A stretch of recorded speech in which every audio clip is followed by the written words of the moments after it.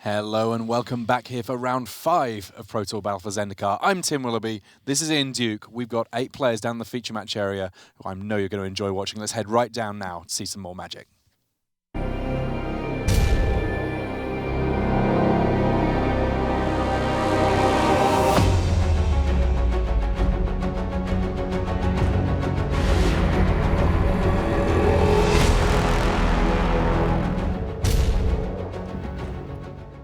Hello and welcome to round 5 here at Pro Tour Battle for Zendikar. Our feature match players are set.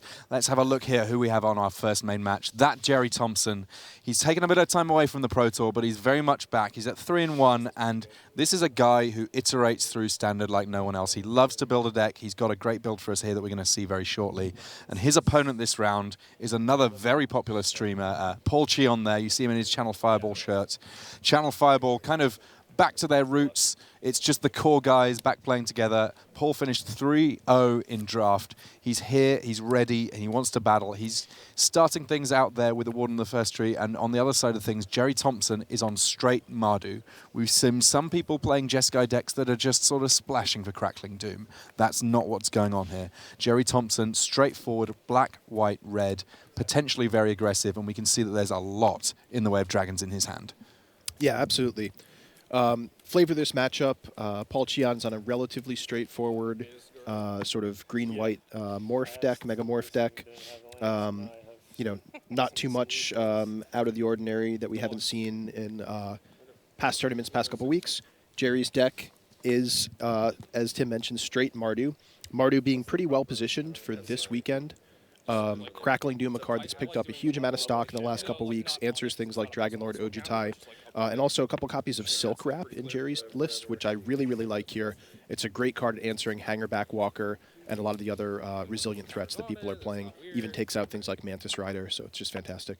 But we see the first creature of the game there is Warden of the First Tree. There's a die just immediately above it. That shows what level it's at, so what number of different activations have been used on it. It's not a +1/+1 counter. That's to say, it's been activated once. It's got a few extra creature types. It's currently a 3/3. Attacking straight in there. Gerry Thompson taking the early hits here, but we know that his hand has some late game power. And we see there a Wooded Foothills from Paul Cheon. He does have the potential for a little bit of red mana in this list, and if he happens to end up casting red spells, some of them are pretty cool. No spoilers just yet, though, because at the moment, Paul Cheon, business as usual. The only damage he's taken is from his own fetch lands, and his mana is pretty much sorted, and certainly doesn't hurt to have Nissa there just to make sure he is able to fetch up an extra forest with that. But it's Dragon number 1 here from Gerry Thompson. That one there, a Thunderbreak Regent. It's the only creature in the air right now. He is going to be able to swing back and meet some of the damage that's come from Paul Cheon right head on. Yeah, Gerry's starting out with a little bit of a clunky hand this turn. He actually has triple Thunderbreak Regent, I believe. Finally, he can start producing those. But we'll see if the early sort of tempo lead that Paul Cheon has is too much for him or not. Of course, double Thunderbreak Regent, potentially pretty powerful, because it then does mean if you target one of them, both of them are going to trigger. Yeah, definitely true. Although this green-white Megamorph deck is sort of more in the business of making big creatures and just sort of rolling over the opponent than using one-for-one removal spells. Yeah, Dromoka's Command and Silk Wrap, pretty much all that Paul Cheon has going on in terms of targeting, apart from maybe a Valor Stance or two somewhere in the mix. But Gideon comes in, immediately says, my emblem is all that's going to stay of me. My team is going to be bigger, but I am going to be sitting in the graveyard. And Paul Cheon gets struck right in. Gerry Thompson now on single digits, just 9 life after that attack from Warden of the First Tree.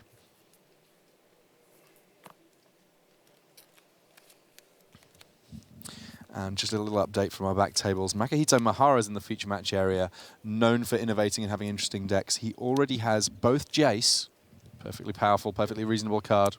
We don't believe it's reasonable at all, but you understand. And Siege Rhino, about which many of the same things could be said.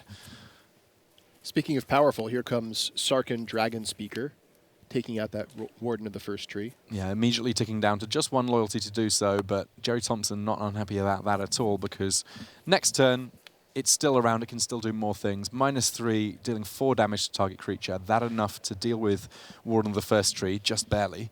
meaning that there's only Nissa in play here, and if he wants to, Gerry can protect that Sarkhan comparatively easily with his Thunderbreak Regent.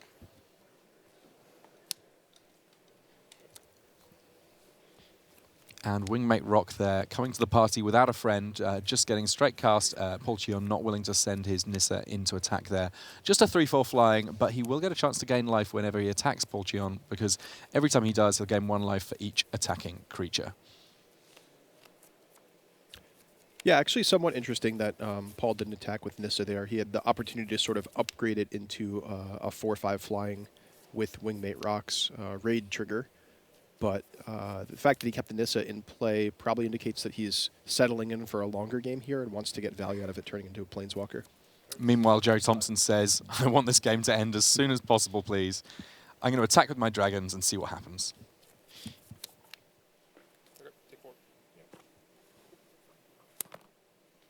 We'll see what the follow-up is here for Gerry.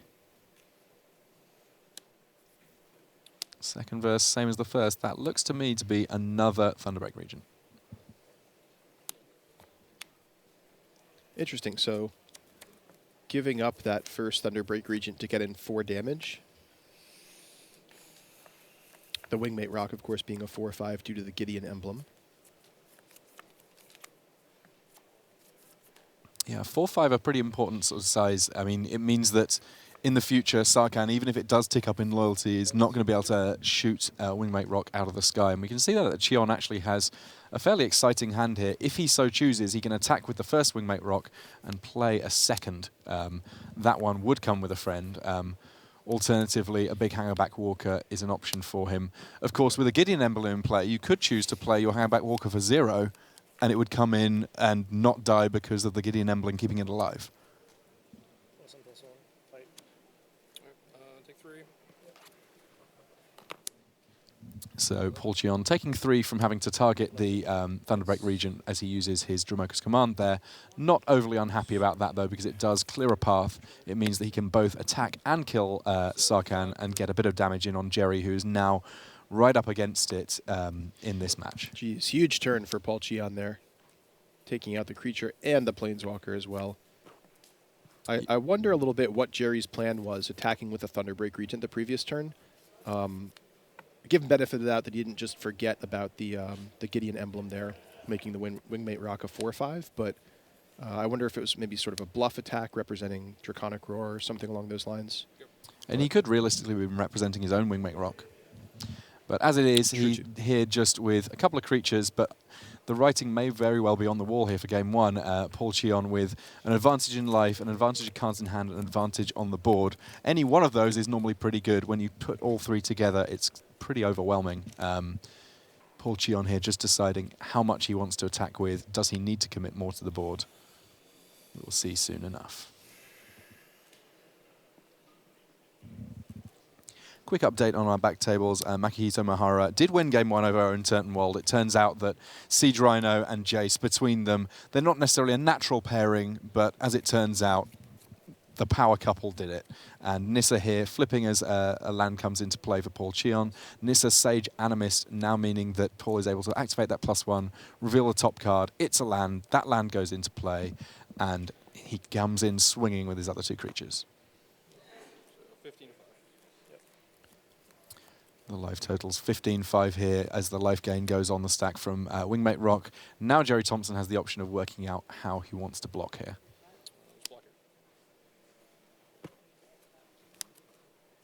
Chooses just to block the Hangerback Walker. He is now down to just 1 life and sees a second Wingmate Rock. That enough to put him in all sorts of bother.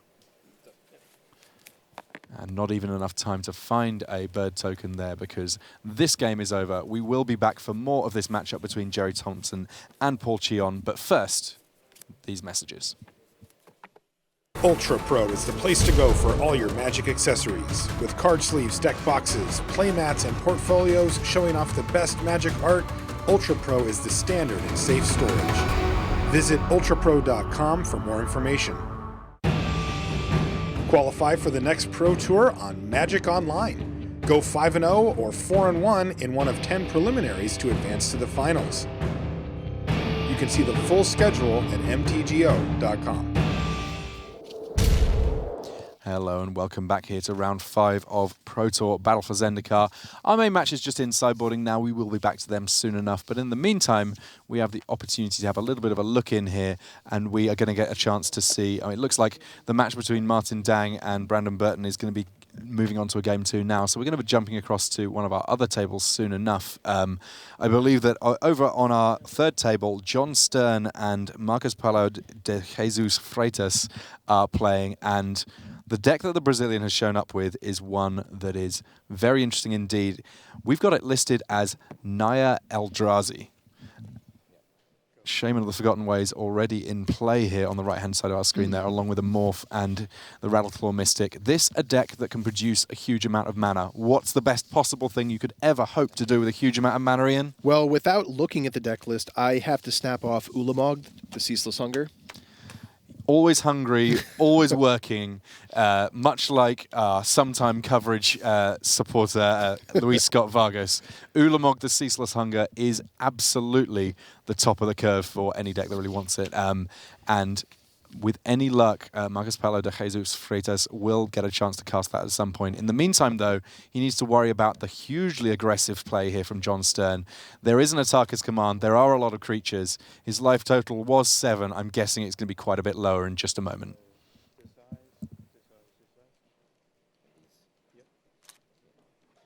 Carnage in our feature match area here as many creatures die, and the life totals for the Brazilian here down to just a single digit. This is game 1, so there is the potential that we'll get a chance to see a little bit more from this deck soon enough, but it's lightning fast magic here. Lots of shuffling going on all 4 tables now, as we've got a chance to see just the very end of the scooping for the match over on our King of the Hill table. A little bit more from our match over with John Stern there, but all 4 players sideboarding, which I guess means it's time for us to start thinking about how the sideboarding goes in our main match between Paul Cheon and Gerry Thompson. Now, this not a match where, as we saw in the last round, there was going to be a huge amount of positioning in terms of colours. However, that doesn't necessarily mean that there's not going to be some big changes, because there are some very powerful cards in these sideboards. Paul Cheon, he's got the option of potentially using the red mana that we saw the potential for in game 1 to bring in some sweepers. Whether or not he'll choose to, we'll find out soon enough.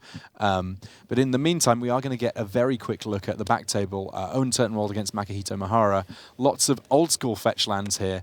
None of these fetch lands, the most recent printing, all old school, a Windswept Heath being used to fetch, well, it's as if we're playing Legacy. You get to crack your green-white fetch land, fetch a blue-white land, and this the reason that people at PAX were getting so excited when these new lands in Battle for Zendikar got previewed. Very powerful, and Makihito Mihara apparently leaning on this mana in a big way in order to be able to cast just basically, all the most powerful cards in Standard. Yeah, both these players sort of playing souped-up Khan's clan decks in a sense. Owen Turtenwald playing Jeskai with the addition of black, as we call it, Dark Jeskai, and Mihara playing Abzan plus blue. And as exciting as this match will almost certainly prove to be, it does look like things are kicking off in the Thompson-Cheon match. Things already starting there, and we would like to get all of that to you, so we're going to jump across to that now. Already we see a Warden of the First Tree from Paul Cheon and a Silk Wrap from Cheon on Hangerback Walker, meaning that in this very early stage of the game, I kind of want to put it in Paul's favour. Yeah, it looks like Paul getting off to another quick, aggressive start with the Warden of the First Tree, similar to what we saw in the first game. Gerry actually getting on board a little bit faster this time with Hangerback Walker and then Seeker of the Way, but looks to be stuck on mana, unfortunately for him. Yeah, the clue with Zendikar is always about the lands, and missing land drops in this format, potentially even more punishing than it is in many formats, and immediately Warden the First Tree here, getting a bit bigger, making it so there's not really a favourable block for Gerry Thompson. There is another Silk Wrap on the board, though. Each player has one Silk Wrap. Each player has got rid of one powerful threat. And also a prowess trigger there means that Gerry Thompson winning a little bit of life back, stabilising things a little bit there. But ultimately, there's more threats on both sides, and this Nissa means that it may well be that Naya Megamorph is not dead yet. And I like Gerry's sequencing here. He had a pair of Silk Wraps in his hand, and rather than playing one immediately to answer the Warden of the First Tree, he opted to get the Seeker of the Way on board and follow it up with the Silk Wrap so he can take advantage of that prowess trigger and lifelink. I guess that the other thing is that because Warden of the First Tree, to be a real threat, requires your opponent to spend a little bit of mana doing so, it means that by waiting, he was able to use up some of Paul Cheon's mana to not a great deal of effect. Silk Wrap number 2 dealing with Nissa, and now Gerry Thompson's looking in great shape. He's still getting life off that Seeker of the Way. He's still getting to attack in unimpeded. Paul Cheon on just 13 now. And Paul, a little bit of an awkward reactive hand here. It looks like he's got a couple of copies of Dromoka's Command, Valorous Stance, and 2 Wingmate Rocks, but he'd have to, I guess, play one of the Wingmate Rocks without Raid if he wants to get on board now. Opts not to, it looks like. Yeah, a tricky decision that when it comes to Wingmate Rock. It's definitely very, very tempting always to say, I want the Raid. Without the Raid, it's not good enough. But ultimately, if he waits too long, he may just find that he's not able to claw this one back. Gerry Thompson just getting in for 2 here.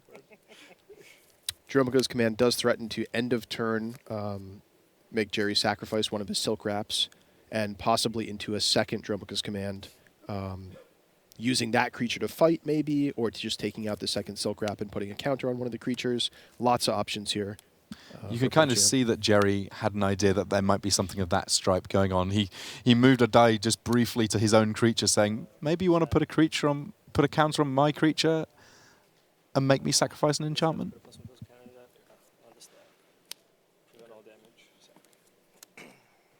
Really interesting play here from Paul Cheon. So he's casting one Dromoka's Command, I think making Gerry sacrifice an enchantment. The second one is in response to the first one, preventing damage, I believe.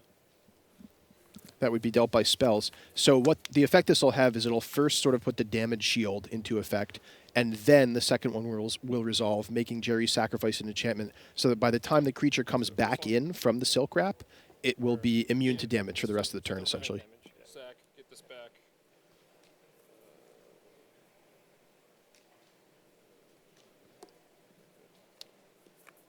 And then, yeah, do that. And then I'm also going to roar this and show you Thunderbreak. Yeah. Well, that was a nice busy step that doesn't necessarily get occupied with that many spells. 2 copies of Dromoka's Command dealing with Silk Wrap. 1 copy of Draconic Roar here on one of the creatures that just came back. Clarification on that sequencing there, since it was a little bit weird with all the possible modes. Paul Cheon did choose the damage prevention mode from the second Dromoka's Command, but it doesn't prevent all damage. It actually has to target the spell. So the reason he did it that way was so he could target his own first Dromoka's Command with the second one, because it does need 2 targets to do the 2 different modes. So a little complicated there. Apologies for my confusing explanation, but it was a pretty complicated sequence of plays there. And that the reason that the first Dromoka's Command had to put a counter on Seeker of the Way, because otherwise it just wasn't a spell that could have been cast. Right. It is also worth noting that Paul Cheon has a Valorous Stance in his hand too, so that in combination with the +1/+1 counter and a Prowess trigger could allow him to Valorous Stance away the Seeker of the Way on a future turn if he wants to do that. These green-white decks, they're not just little kid decks that are simple anymore, are they? Yeah, definitely lots of options. Dromoka's Command, a powerful card, versatile, and tricky, to be sure. Gerry Thompson here still on just the 3 land, and you can see there that his hand, not one that's necessarily favouring that. 2 Crux of Fate, 2 Thunderbreak Regent, only the Murderous Cut something that he's able to cast, and even that cost him both the Silk Wraps in his graveyard in order to delve. Deals with Nissa. Plenty of creatures still in play, though, for Paul Cheon. I took 3 from, the Draconic Roar. Yeah, 424. Good? Yeah, okay. Go.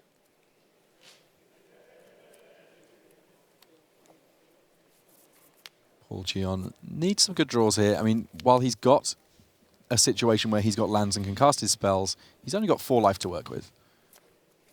And almost any of the dragons in Gerry Thompson's hand will be able to get through that pretty fast.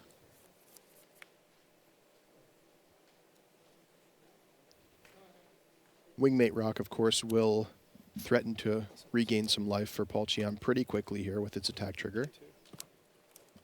6. Third copy of Dromoka's Command adds a counter to the token and fights.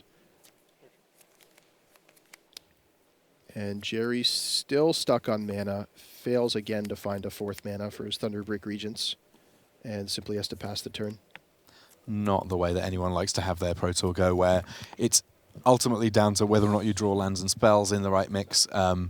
He's here. He had a great start. He was able to put Paul Cheon right on the ropes, but now he finds that persistent lack of lands and these back-to-back win rate rocks put Paul in a great position here. Big draw, finds a land, but it comes into play tapped, and that enough for a wry smile and a handshake from Gerry Thompson. Paul Cheon wins that match 2-0, and as much as it's sad that we don't get to see any more of that match, happy times, because we get to see a little bit more Magic elsewhere in our feature match area. So we're going to jump to our back table. We saw the very start of this game between Makihito Mihara on the right of our screen and Owen Turtenwald. Owen Turtenwald here on the Dark Jeskai, and you can see all of the key players in that. Tasiga the Golden Fang, Mantis Rider, and Jace there in play. But Siege Rhino has something to say about all this. And Siege Rhino alongside Treasure Cruise is not something you see every day. I want to do that. That sounds powerful, Tim. Owen Turtenwald sitting there going, I kind of want to do that too.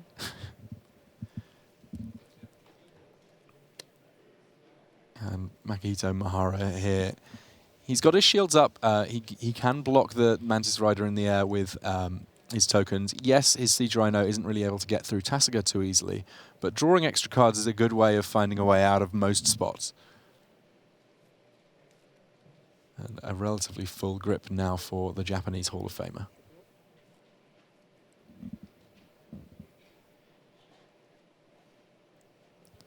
It must be a funny one for Owen Turtenwald in this kind of a matchup that you sit down, it's still relatively early in the Pro Tour, you don't have a great idea of what's going on elsewhere in the room. There will be some matchups you've tested a great deal. When you sit down opposite Makihito Mihara, there's a very good chance that you're going to see a mix of cards that, while you may have tested against them individually, you haven't necessarily played against his sort of a build. He's definitely known for being an innovative deck builder.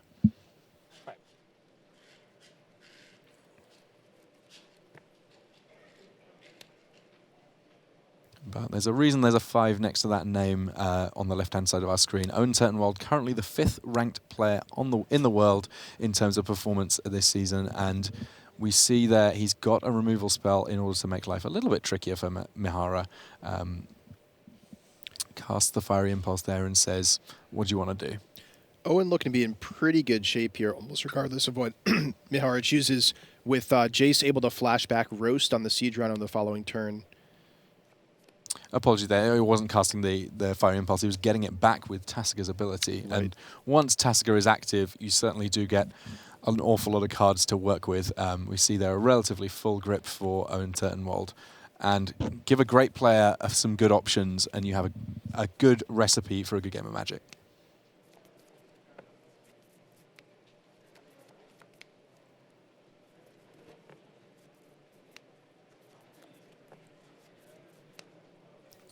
It looks like there's some very powerful stuff going on in the Dark Jeskai deck from Owen Turtenwald.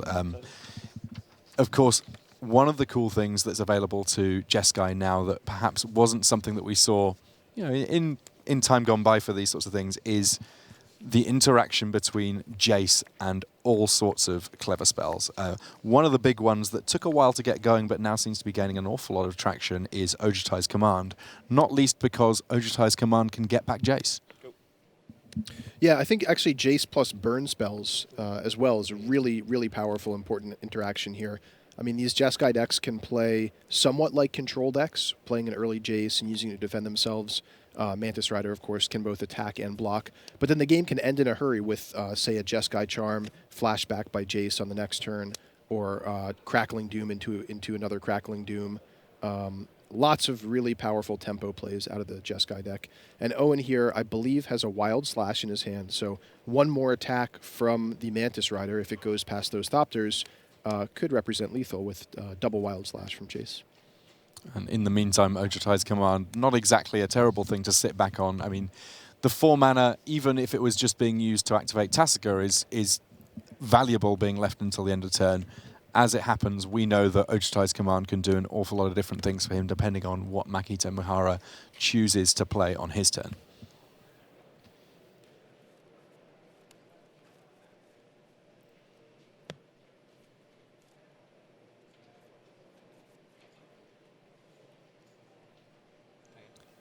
Sanchan there targets the Mantis Rider. Let's see what Owen Turnwall wants to do about that. He does have the option of casting some sort of response, but he says, no, I'll think better of it.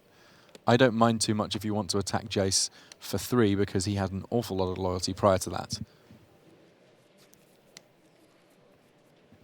And a quick update on one of our other tables. John Stern has won his match 2-0 there against his Brazilian opponent, Marcos Paulo de Jesus Freitas. So Naya Eldrazi not quite pulling it out there in that round. Oh, brutal from Mihara here. So Mihara playing Tasigur, delving down to just 1 land. Owen, of course, opts to use Ojutai's command to counter and draw a card, and Mihara responds with Dispel, countering it for a single blue mana, a card that's picked up a huge amount of stock in the last couple weeks on the Star City circuit and in other tournaments.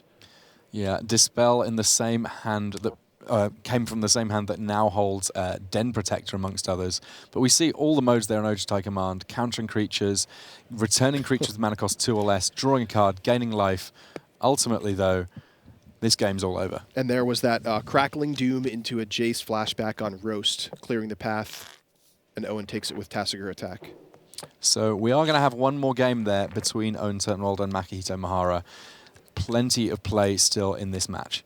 And let's have a little look at the sideboards on these ones, because we are now sort of winding things up a little bit in our feature match area.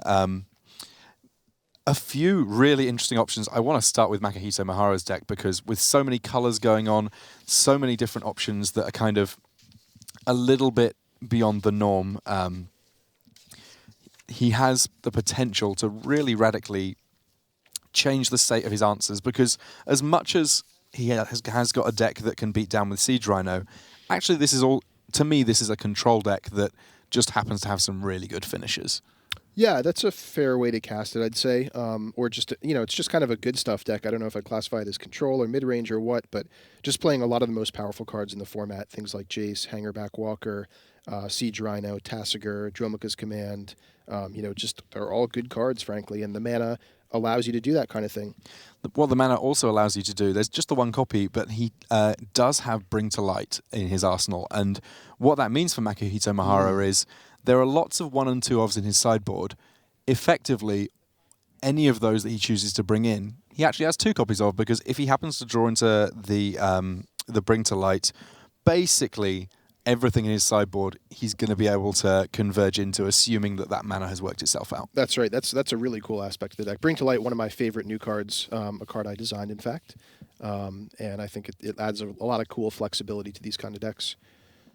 It does, of course, mean that by choosing to play Bring to Light, chances are you're also choosing to play what I refer to as the puzzle. Now, basically how that works is the new lands from Battle for Zendikar are great. I don't think anyone's in any disagreement about that. The fact that you're able to fetch up a land that makes 2 different colors of mana very powerful. However, if you want to sequence your turns so that you have optimal access to mana on each and every turn, the decisions as to which lands to fetch, be they basics, be they non-basics, which exact ones on each individual turn, is not a straightforward set of decisions. Yeah, in fact, I think Frank Karsten wrote an article a couple weeks ago solely on the topic of how do you sequence your lands, what do you fetch, how do you build your mana base, what order do you get your lands in to cast spells on the right turn. It's a pretty deep topic. If you're into that sort of thing, go check it out. If you're not into that sort of thing, don't worry about it too much. Just play Ataka Red. Yeah, right. There's still plenty of decks where you don't have to worry about that, and still plenty of Magic to enjoy this weekend without worrying too much about the intricacies of mana bases. But, I mean, the good thing is, if you want to go deep, there's the opportunity to. That, to me, one of the real strengths of Magic is that there are so many areas that there's lots of thinking space. If you're looking for things to think about when you're on the bus, when you're, in a family dinner where everyone else is talking about something you're not so bothered about, you can be sitting there going, oh, well, if I want to be able to cast Crackling Doom or Jeskai Charm on turn 3, how do I need to sequence things? Mm-hmm. And we see here, those are some of the decisions that some of these players are going to have to think about right now. One interesting card in Owen Turnwald's opening hand here, it looks like he has a mythic rare from Battle for Zendikar, that one being the reprint that is Dragon Master Outcast. Oh, really interesting. I wonder if that's in some sense, kind of a mirror breaker type card for these multicolor good stuff decks. It's a really potent threat that you can just sort of drop for 1 mana in the mid game, and your opponent is forced to answer it, and likely will have to spend a lot more than 1 mana to do so. You know what? It's super good with Ojutai's Command as well. Yes, that is a great point. So I doubt we'll see him just sort of dropping it out early. I think what we'll see with Dragon Master Outcast is probably waiting until something like turn 4, turn 5, and then dropping it alongside another threat and saying, hey, you need to answer both of these together in the same turn, and I bet you don't have enough mana to do it. And if you let me untap with this Dragon Master Outcast, it is going to be bad news for you. I mean, the other interesting thing about it is one of the removal spells that's picked up a large amount of traction in the format right now is Crackling Doom. Crackling Doom, fantastic at dealing with big threats. This is a format where, especially with the likes of the Eldrazi knocking about, people might want to deal with really big creatures. There's a good chance that much of the time, Dragon Master Outcast likely to be among the smaller threats on the board, and hence surprisingly Crackling Doom proof. Mm-hmm. And here's an opening we'll be seeing a lot of in Standard going forward. A turn 2 Jace from Makihito Mahara is answered with Wild Slash from Owen Turtenwald. Now, one of the things players have talked about a lot this weekend is what are the efficient answers to Jace, and how can I answer Jace without spending a heck of a lot more mana than Jace took to cast in the first place? Because I think Jace is sort of the premier early game threat that a lot of these decks present, and it's really, really important to be able to answer it in a mana efficient way. Wild Slash and Fiery Impulse, as we saw last game, are 2 cards that do just that. And Makihito Mahara here, averaging, I think, 1.2 shuffles per turn, with Nissa there fetching him a forest on turn 3, in addition to assorted fetch lands, meaning that his mana right now, absolutely exemplary.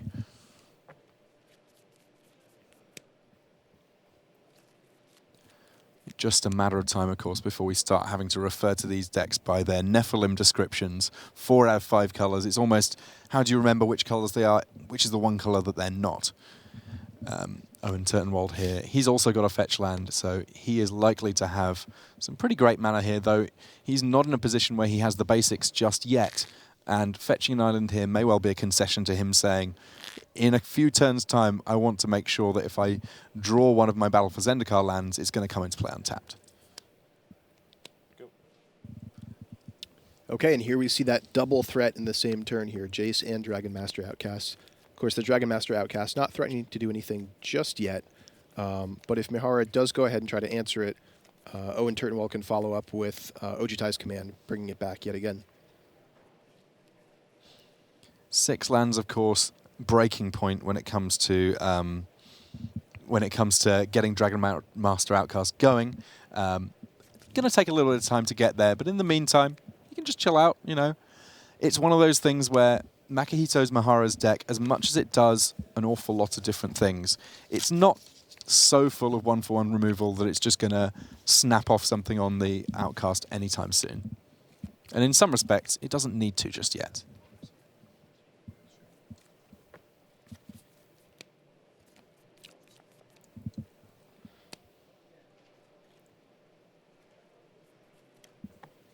Owen takes a look, thinks things through, and what's he got for us? Look at that hand. He's got a Kolaghan's Command and an Ojutai's Command. Those two, the only overlap on mana is on colorless mana. But actually, you can almost certainly find a way of casting either of those spells. So Owen probably thinking this turn, do I want to be proactive or reactive? He could go for the Tasigur this turn, delving and probably tapping out. Or he could just leave up Ojutai's Command and say, you know what, that Nissa by itself is really not much of a threat to me. I'm just going to sit here building up my lands, holding up counter magic, activating Jace, and I'll counter whatever your next play is going to be.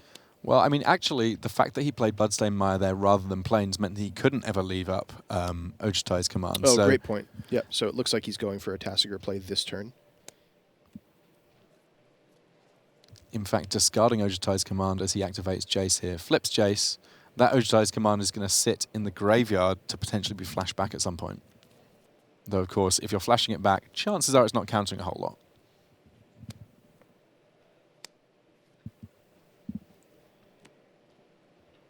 Okay, I like this play. So this is Tasigur leaving up Kolaghan's Command. Is the card that Owen is planning to cast with his remaining 3 mana. Abzan Charm doing swift work on Tasigur himself. The exiled zone there above Owen Turtenwald's graveyard as he looks at it, above his library, sorry, as he looks at it. Of course, the exile zone feels a lot more active now that we've got processes in the mix. It's nice and important to have sort of clear delineation between your zones. And at the moment, the graveyard of Makihito Mahara, relatively big, so if he does find his own Jays, it won't be too difficult to flip.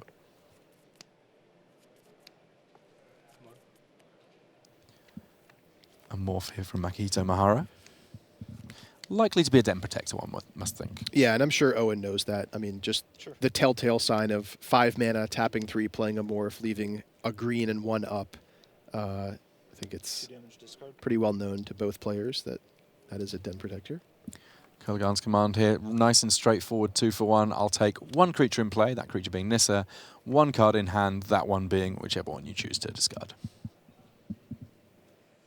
And in this case, it is a forest that goes to the graveyard.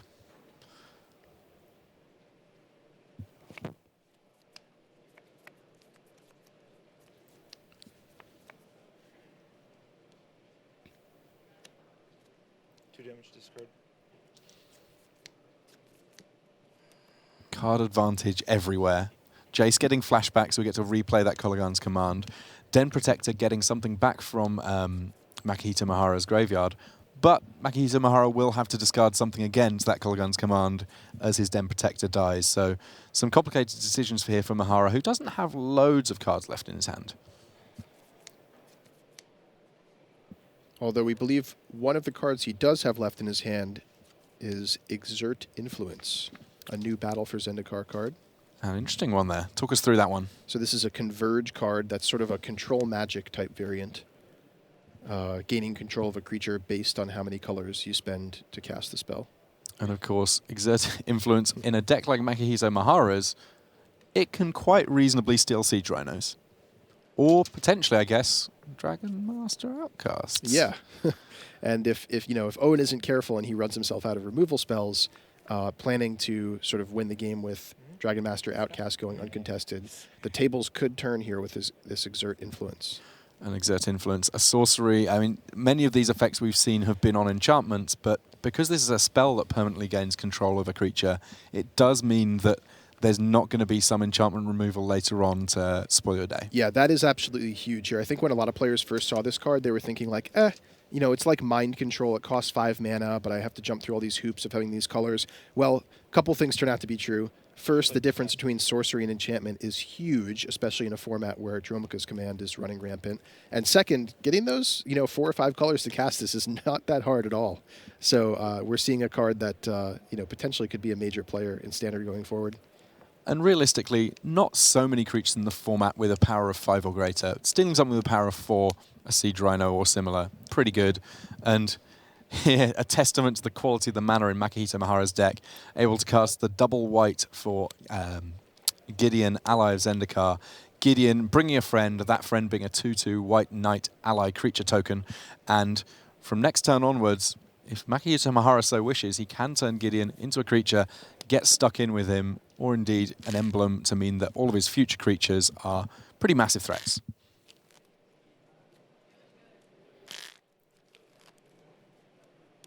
Cards in hand?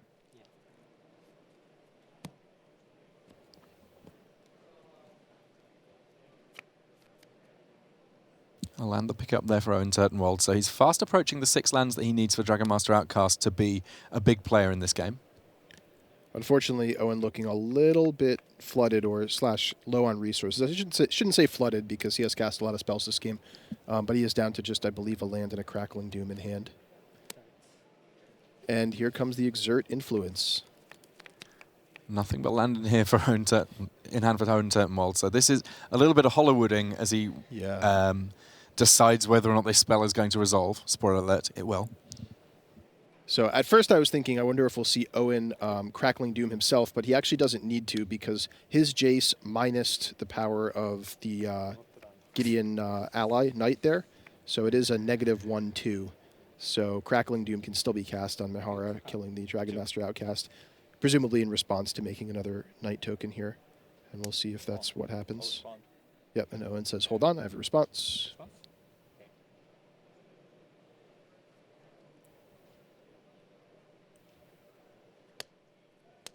No, has no power. No. Yeah.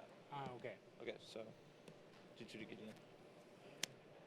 The rare occasion that Crackling Doom gets to successfully kill off a Dragon Master Outcast. And these power manipulating shenanigans with Jace are actually can come up pretty often here. We saw it there with Crackling Doom. The flip side of that is also it can work with Exert Influence, which does key off of power. So you can minus your Jace and then spend 3 colors of mana to gain control of a 6-power creature or something along those lines. Jace meaning the Crackling Doom gets to colors. be played again, and the 2 damage that it deals to opponents here, in some respects, being the operative mode on the spell, because it has meant that between it being cast and it being flashback, able to kill off Gideon. Just the lone White Knight token left over from Gideon, ally of Zendikar. Unfortunately for Owen Turtenwald, there's another copy of Gideon immediately thereafter, along with Jace. The Super Friends have assembled, and they're both pretty powerful. Yes. Okay. And yet another advantage of Exert Influence is it can be flashed back by Jace. Oh, so even my if Owen goodness. were to top deck a fairly reasonable creature like a Mantis Rider or something, looks like, fortunately, he has a Fiery Impulse to take care of Jace. Unfortunately for Owen Turtenwald, the number of things that he really needs to deal with feels like it's getting bigger rather than smaller at this point. So Makihito Mahara here with enough options that he's left sort of pausing for thought, while Owen, just with the 1 card, sat on the table and just waiting and watching to find out what this Hall of Famer is going to do.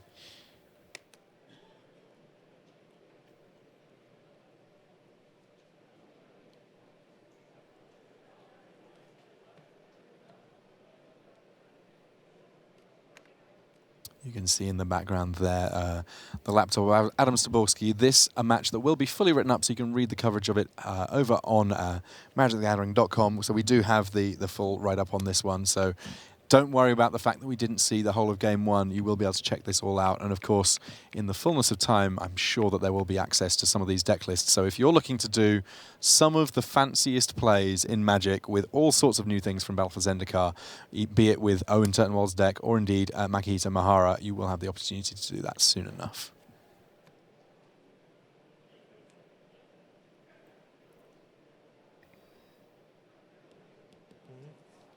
And Mahara says, now's the time for me to start swinging in, including with Gideon, and that enough for the handshake from Owen Turtenwald. Makihito Mahara wins 2-1, and that the end of our last match here in the feature match area for this round.